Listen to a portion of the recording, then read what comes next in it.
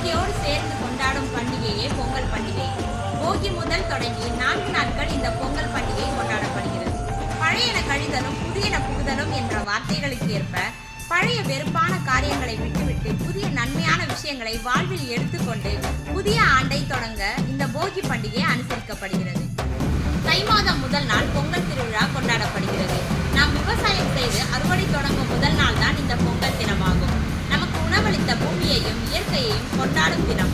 தை பிறந்தால் வழி பிறக்கும் என்ற வாசகத்திற்கேற்ப இந்நன்னாளில் நாம் உறவினர்களோடு ஒன்று கூடி மண்பானையில் பொங்கல் வைத்து வணங்கும் தினம்தான் இது. பொங்கல் தினத்திற்கு அடுத்த நாள் மாட்டுப் பொங்கல் கொண்டாடப்படுகிறது. விவசாயத்திற்கு மிகவும் முக்கிய பங்காற்றிய மாடுகளை சீராட்டி பொங்கல் வைத்து வணங்கும் நாள் இது. இந்த நாளின் மிக முக்கியமான சிறப்பம்சம் தமிழர்களின் வீரத்தை போற்றும் வகையில் ஜல்லிக்கட்டு போட்டிகள் நடத்தப்படும். தமிழர்களின் வீரத்தை உலகிற்கு எடுத்துரைத்த ஒரு மிக முக்கியமான போட்டி இந்த ஜல்லிக்கட்டு. பொங்கல் பண்டிகையின் 4ஆம் நாள் காணும் பொங்கல் கொண்டாடப்படுகிறது.